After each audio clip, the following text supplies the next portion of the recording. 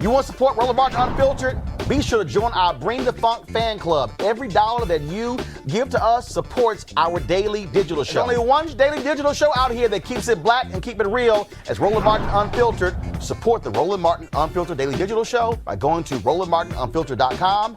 You can make this possible. We are seeing all these different things happen all across the country when it comes to Confederate statues. We even saw the Columbus statue ripped apart and thrown into the harbor in Baltimore. The mayor there is saying that they're going to bring people to justice who actually did that. Now, what's happening in Tennessee? This is what happened today when the legislature there moved to remove the bust of a former Grand Wizard of the KKK.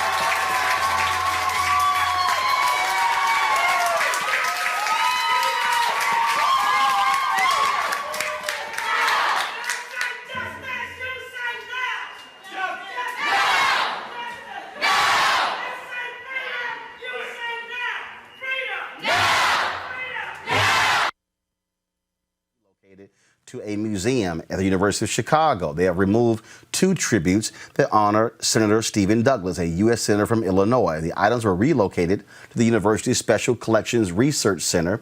Douglas owned slaves on a Mississippi plantation under his wife's name and was an ardent supporter, again, of slavery and felt that really it should be left up to the states. Now, I'm going to pull up a tweet here. Justin Mattingly tweeted this out. Actually, it was a story from Mark Robinson that a judge has stopped the officials in Richmond, Virginia, from moving or removing any more Confederate statues. But also, that's what was caught up in this here. The family of Arthur Ashe has requested that his memorial be removed. It has been defaced on any number of occasions, so they have gone to clean this up. Greg, we're seeing this again, all of this in the aftermath of the death of George Floyd. And what you're seeing is you're seeing the targeting of white supremacist symbols. You're seeing people, and that was mostly white crowd that was there in Tennessee. Mm-hmm. You're seeing people. We saw what happened in Mississippi, where the Confederate emblem is coming off the flag, and they voted to immediately take that flag down in Mississippi. For people who say this is window dressing, this is not that big of a deal, just unpack that for our audience, why it matters, the kind of attack that we're seeing on these white supremacist symbols. Wow, Roland. This takes me back many years, brother. I remember the fall of 1986. Tennessee State University, my alma mater, had joined the Ohio Valley Conference, in part because a federal judge had said that that black colleges need to lose their racial identifiability. That's how Tennessee State became the first HBCU to join a majority white athletic conference. So we had to play these white schools that we would normally never play. One of them was Middle Tennessee State University. Their mascot at the time was something called the Blue Raiders. I was student body president, and we used to go to the games when we play MTSU and hold up signs asking them, what the hell is a Blue Raider? And we would berate the black players at MTSU saying, do you know what a Blue Raider is? The Blue Raiders were an outfit that were commanded by Nathaniel Bedford Forrest, a former Confederate general who in 1866 in Pulaski, Tennessee, founded the Ku Klux Klan. The MTSU shortly thereafter changed the name of their mascot from the Blue Raiders because it was a Confederate symbol. Why do these things matter? Please understand, the South never stopped fighting the Civil War, and they have allies. Shout out, by the way, to the Tennessee Comptroller, Justin Wilson, who put in to the commission's decision today that once you remove Nathaniel Bedford Forrest, you also got to take the bust of the 2 Union generals out and put them in the museum, because Mr. Wilson, the Tennessee comptroller, Republican, is a Confederate. He is still fighting the Civil War. Shout out to Cavato, who stopped Ralph Northam from taking out General Lee, and who said that this is a revolution. It's bigger than George Floyd, and it's the people who are the problem, not the statues. Shout out to Judge Cavato in Richmond, Virginia, who is also a Confederate still fighting the Civil War. These symbols matter because they are representative of an element in this country who will never abandon white nationalism. Finally, they changed the flags in the South? Not really. The flag of my home state, Tennessee, is a red flag with 3 white stars in the middle of a blue field. They moved the red, white, and blue around to allow them to continue. The stars in another battle flag was the foundation of the Alabama state flag, which is white with the red stars and bars still on it. Understand, they never stopped fighting the Civil War, and they never will. Take all their damn symbols. And Reese, the thing here again, what you're seeing and what black folks are saying is that if you're African American, you're being forced to live under these symbols. You're having to go to schools named after Robert E. Lee. You're having to drive on highways in Virginia named after Jefferson Davis, the greatest trader in American history. And these things are baked into the history. And so when you have folks like Donald Trump, when you have all of these Republicans say, well, how dare you get rid of these things? This is our history. No, this is the history that the daughters of the Confederacy, all those sons of the Confederacy, they wanted to do that to intimidate black people. The problem now is the shoe's on the other foot. The power is shifting. Young whites are joining along with African Americans and others. And these white folks are left to say, what's happening to our country? Easy. We're dealing with history, not his or her story. Absolutely. I mean, these symbols are white supremacist propaganda, and that's what it is. It's to indoctrinate us into a complacency with the white nationalism that has basically run amok in this country for centuries. And it's not lost on me that today that Black Lives Matter is being painted in front of Trump Tower by the exonerated 5, some of them who participated in that painting.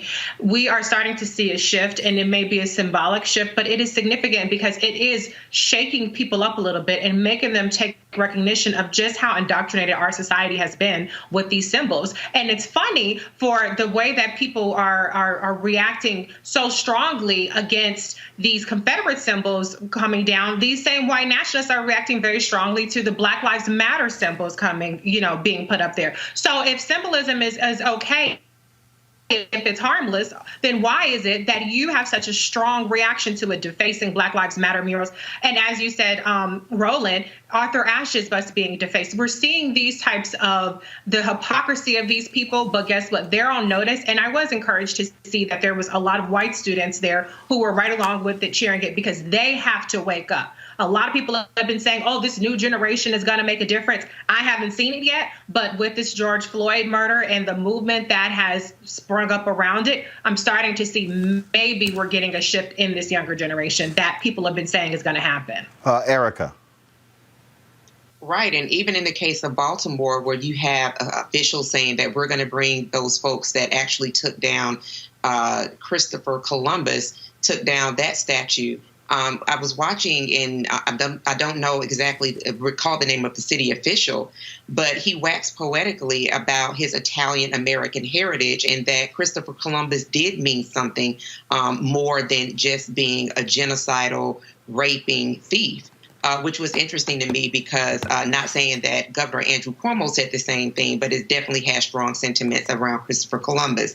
But I'm really glad to see that in this new day that people are understanding and seeing just merely by the responses of folks, not just people that are in the South, white people in the South, but just white people, period, wanting to hang on to something that really does, in and on its face, because of the times in which they were erected were meant to, as you said, Roland, cause stress and pain and harm and intimidation to the Black community. So for me, it's very interesting, not really in seeing them brought down, because I love it. And as Dr. Carr said, take them all damn down. But what I'm also very much so observant of is the folks that are reacting so strongly to these white symbols, these symbols of oppression being brought down where they should be, on the ground.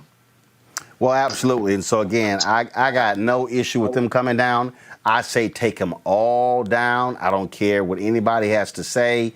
It to me, is stupid. It makes no sense whatsoever. All right, folks, back to that Roland Martin Unfiltered video in just one moment.